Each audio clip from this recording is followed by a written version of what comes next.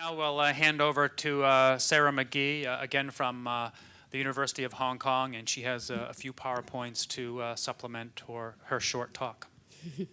Only 2 PowerPoints. So I don't need to tell this audience that climate change has health impacts, but just to form a basis for our discussion, I thought it might be useful to just go through briefly what those health impacts are. Is the screen on? All right. Okay. Well, I'll start by speaking. The picture will come up in a minute. But there are some main categories of effects that are direct temperature effects. Some of those are perhaps fewer extreme cold events, which might have some positive benefits.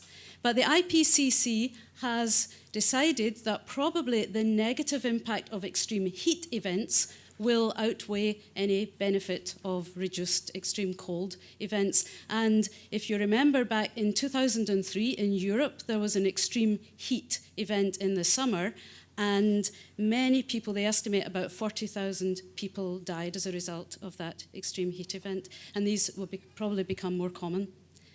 Extreme events, hurricanes, earthquakes, flooding, are likely to increase, and these of course result in injuries.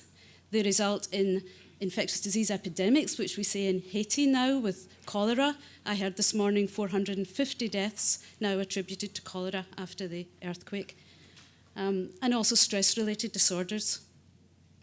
Increased infectious disease because the vectors will be able to spread further and the time in which they can infect people may extend because of humidity and higher temperatures.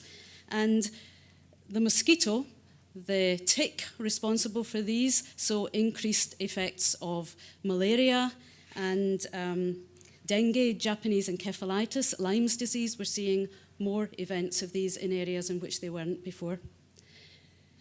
Poor air quality.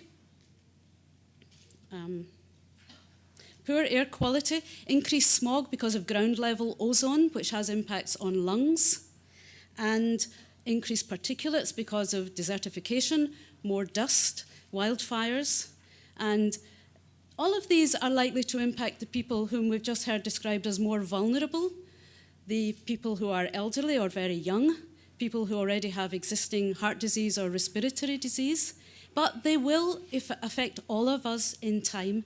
They perhaps affect the more vulnerable earlier, but they will affect all of us eventually. And then down in the bottom lower corner, I've got lower food yields, which of course will result in undernutrition around the world.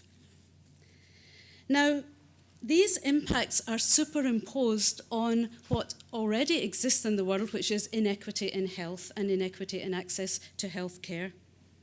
And if I just show you the next slide, an estimate of the deaths attributable to anthropogenic climate change by the year 2000. This is taken from an article in The Lancet. I'm afraid the attribution has been, you can't see it because it's in the bottom left, but I can tell anyone that's interested in it. They estimated that there would be about 150,000 deaths attributable to climate change by the year 2000, that there had been. But you see this is a distorted picture of the Earth. Those deaths are not evenly distributed around the world. And if you see from the distortion, they are mostly in Africa, India, and obviously far fewer in North America, in Europe, and in Australia. There is extreme inequity in the distribution of those climate-related deaths. So they're superimposed on the inequity that already exists, and actually they have increased that inequity. Even without climate change, we would have inequity, but we now have a potentially intolerable situation that we're making it worse. Now, the people who are affected first by climate change are those who are most vulnerable. So, to some extent, the baseline risks of health determine the effects of climate change. But as I said, that's only in the early days. Eventually, these effects will affect all of us. We tend to think of the less developed countries as being on a trajectory to development and improvement. But of course, health is a very important aspect of quality of life and also of economic development. So this happening in the less developed countries is going to impede their chances of further development. So actually that trajectory to improve development is perhaps not going to happen, and maybe even reverse. We don't tend to think about impacts of the things that we buy and the oil that we use being translated into health effects. But perhaps it's time that we stopped ignoring those external costs. We have to take account of them, and the more developed countries, I would suggest, have to seriously address the way they're living. Professor Pan said to us yesterday that we have to rethink what is quality of life.